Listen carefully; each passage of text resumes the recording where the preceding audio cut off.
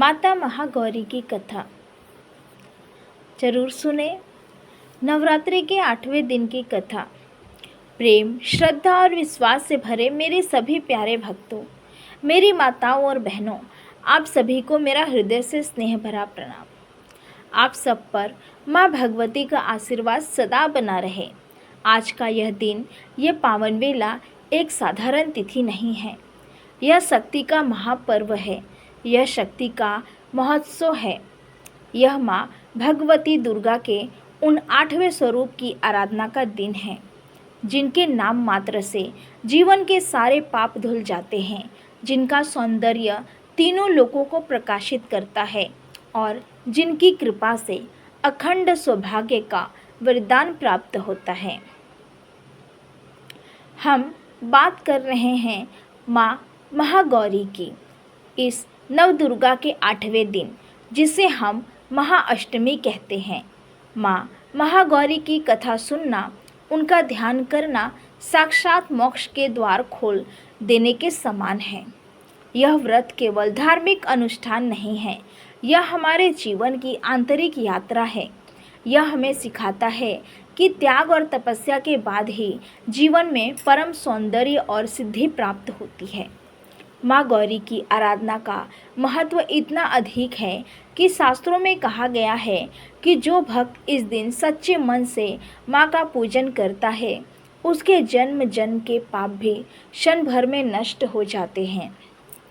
यह व्रत उन अविवाहित कन्याओं के लिए संजीवनी के समान है, जो अपनी इच्छा के अनुरूप शिव जैसे पति की कामना रखती है, और यह उन सुहागिन माताओं बहनों के लिए अक्षय कवच है, जो अपने सुहाग की लंबी आयु और परिवार की सुख समृद्धि चाहती है।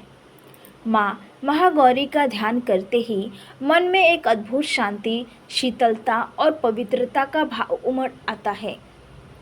आज हम उस प्रेम कहानी को सुनने जा रहे हैं, जो सृष्टि की सबसे बड़ी तपस्या की कहानी है, जो एक साधारण हिमालय पुत्री को जगत जननी महागौरी में बदल देती है।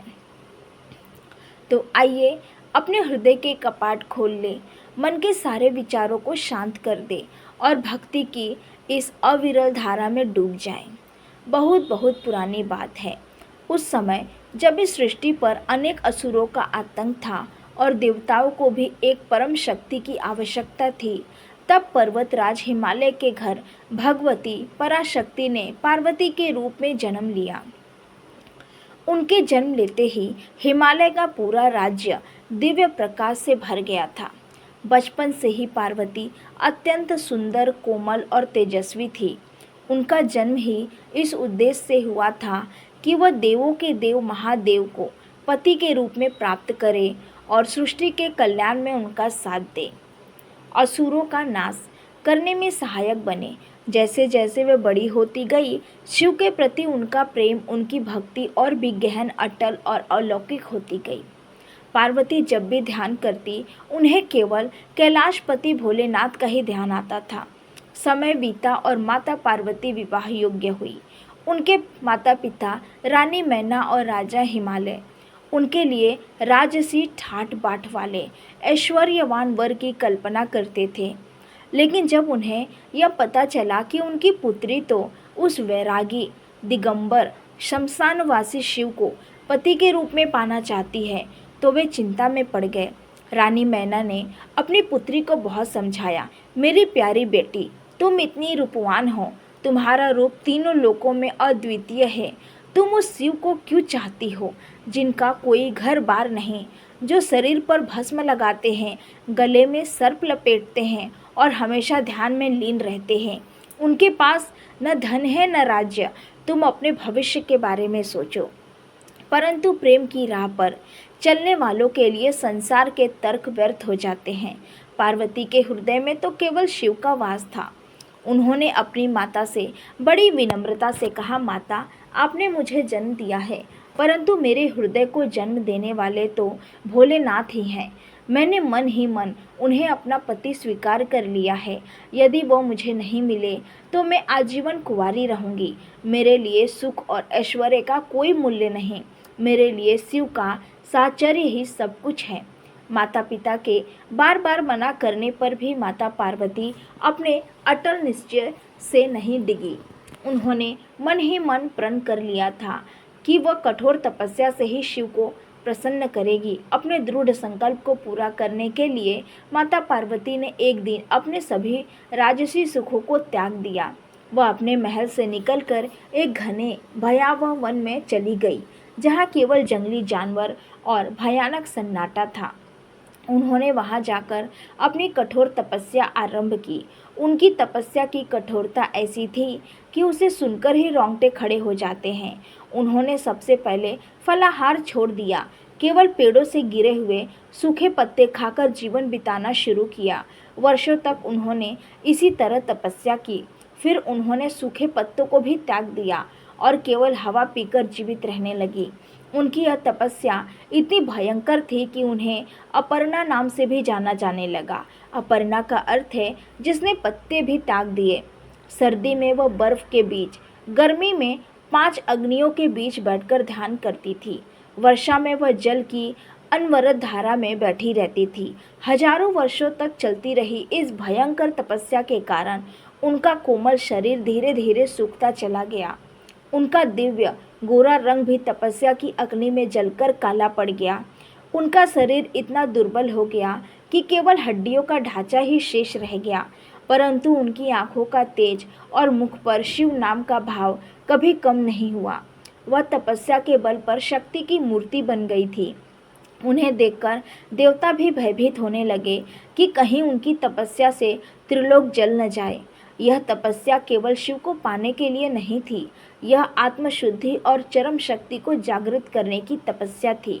उस समय उन्हें उनके क्रूर वर्ण काले रंग के कारण काली भी कहा जाता था।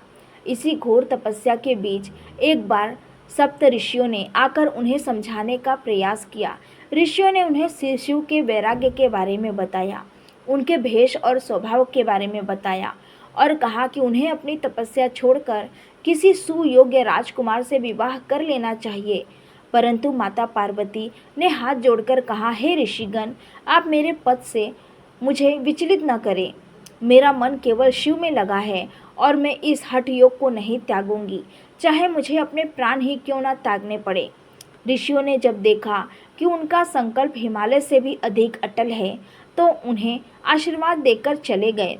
इधर भोलेनाथ भी माता पार्वती की इस अद्वितीय तपस्या को देख रहे थे। पार्वती के प्रेम में अहंकार नहीं था, स्वार्थ नहीं था, केवल समर्पण था। उनकी इस तपस्या ने स्वयं महाकाल के हृदय को भी विचलित कर दिया। हजारों वर्षों की तपस्या के बाद एक दिन त्रिलोक के स्वामी भगवान शिव स्वयं उस वन में माता पार्वती के सामने साक्षात प्रकट हुए। जैसे ही शिव प्रकट हुए, उस वन की सारी नकारात्मकता नष्ट हो गई। शिव का तेज इतना अद्भुत था कि माता पार्वती की आंखें भी उस क्षण भर के लिए सह न पाई। जब उन्होंने आंखें खोली तो सामने अपने आराध्य को देखकर उनका दुर्बल शरीर भी आनंद के अतिरेक से भर गया। शिव ने माता पार्वती से कहा, हे पार्वती, तुम्हारी इस घोर तपस्या ने मुझे प्रसन्न किया है। आज तक किसी ने मुझे पाने के लिए ऐसा हठ नहीं किया। तुम्हारी तपस्या ने तुम्हारे शरीर को भले ही दुर्बल और श्याम वर्ण का कर दिया हो, परंतु तुम्हारे हृदय की भक्ति ने मुझे मोह लिया है। मैं तुम्हारी तपस्या स्वीकार करता हूँ और तुम्हें वरदान देता हूँ कि मैं तुम्हें अपनी धर्म पत्नी के रूप में स्वीकार करूँगा। माता पार्वती के लिए यह क्षण जीवन का सबसे बड़ा उपहार था। उनकी तपस्या सफल हो गई थी। तब भगवान शिव ने अपनी प्रियतमा की उस कठोर तपस्या से तपकर काले पड़े शरीर को देखा। शिव को उनकी तपस्या पर बहुत प्रेम आया। शिव ने तब पवित्र गंगा जल का आवाहन किया और उस जल से माता पार्वती को स्नान कराया। जैसे ही पवित्र निर्मल गंगा जल ने माता पार्वती के शरीर को स्पर्श किया, उनकी तपस्या की सारी कालिमा, मैल और दोष धुल गए। उनका शरीर तत्काल ही पुनः श्वेत, उज्जवल और परम कांतिमान हो गया। उनका रूप ऐसा हो गया जैसे बिजली की चमक या बर्फ में ढका पर्वत शिखर या पूर्ण चंद्रमा की शीतलता। वह गौर वर्ण की हो गई। उनके शरीर से एक दिव्य सुगंध आने लगी। अपने इसी अति उज्जवल और शुभ्र स्वरूप के कारण माता पार्वती महागौरी कहलाई। महा का अर्थ है महान और गौरी का अर्थ है श्वेत, उज्जवल और पवित्र। उनका यह स्वरूप तपस्या के बाद प्राप्त हुई परम शुद्धि, दिव्य सौंदर्य और ज्ञान का प्रतीक है। तब भगवान शिव ने महागौरी को अपनी अर्धांगिनी के रूप में स्वीकार किया और उनसे विवाह किया।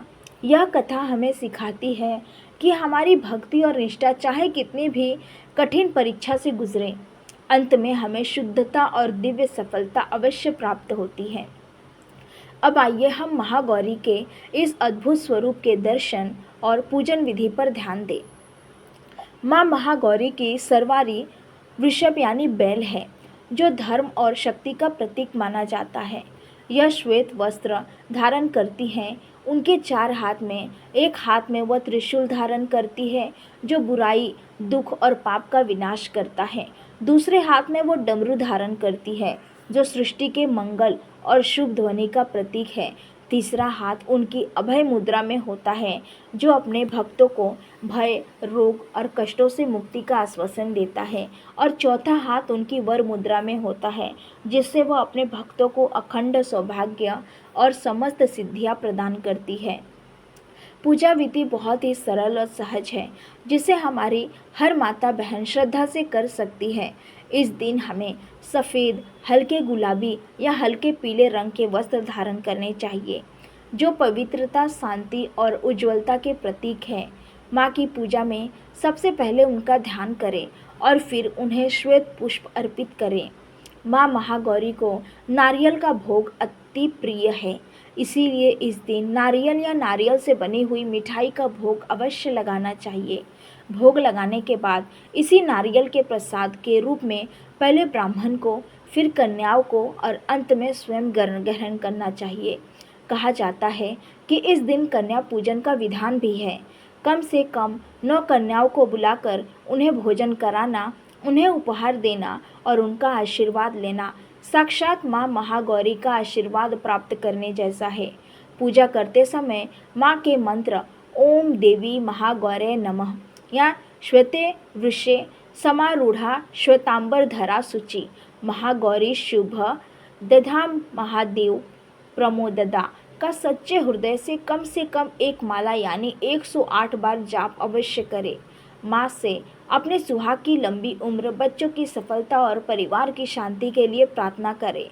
महागौरी की उपासना का फल इतना विराट है कि उन्हें शब्दों में व्यक्त करना कठिन है। उनकी कृपा से भक्त के जीवन में कभी दरिद्रता नहीं आती, वह रोग दोष से मुक्त हो जाता है। उनकी सबसे बड़ी कृपा है अखंड सौभाग्य का वरदान।